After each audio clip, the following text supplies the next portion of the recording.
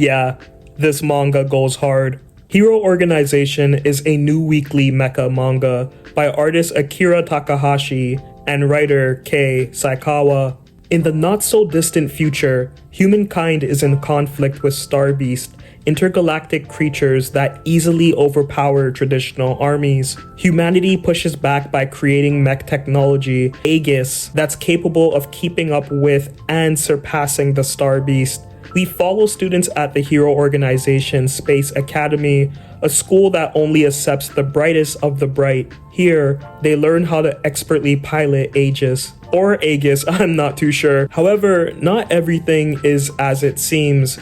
Leonidas Tyler, a scholarly young man, has chosen to attend the academy as a means of uncovering the truth about his father, Ryu, a great pilot himself, yet quite ordinary a man who left Earth to better support his family, never to return. As Leo grows closer to his classmates, he gets nearer to unraveling the shady conspiracies at Hero Organization, all the while becoming a more capable pilot. Hero Org is a pretty solid battle shonen. It is just a battle shonen though, and honestly, the mecha idea is more quirky than unique, if you catch my drift. While nothing really stands out with this manga, I do find the pacing to be brisk, the plotlines understandable and intriguing enough. The hook sold me, though I was hoping for an adult MC in a story like this.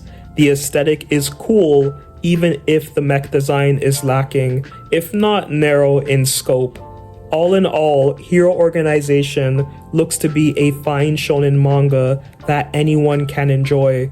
There's a strong My Hero Academia connection here, and it does sort of feel a bit juvenile at times, but it's still early days, so I can't hold the lighter tone against itself so far. I don't want to give too much away about Hero Org in this video.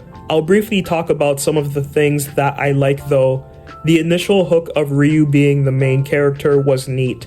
A decoy protag is a bold choice, but it worked well here. I'm not sure that I like Leonidas more than Ryu though. Leo is a cool shonen ace, but he reminds me of Deku in some ways, Lelouch and Sasuke in others. I really hope his motives are tested more and his personality develops.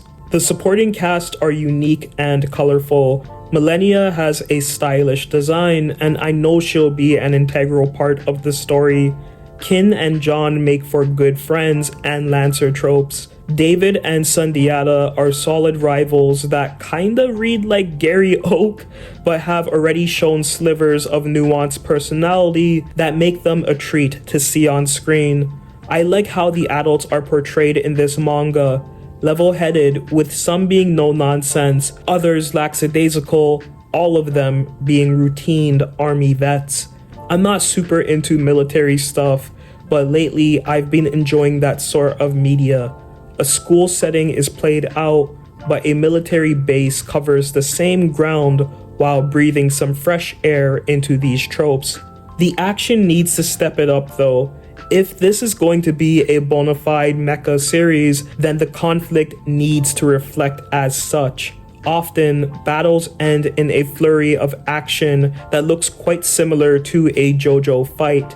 I'd like to see some more tactical maneuvers and stealth strategy in future battles. I'd also like to see the environment play a part in combat. I know this serialization needs to stay as shonen as possible, especially in the early chaps, but I'd hate to see the battles neutered just so it can look peak in comparison to other Shonen Jump battle manga. The creative duo are in a very favorable spot right now. In under 30 chapters, Hero Org has showcased thoughtful commentary on the impact of war on military families, the bleak reality of being a listed soldier, parental guilt, compromising your happiness for financial security, waning morale, leveraging hobbies like esports into a career, vengeance, and plenty more.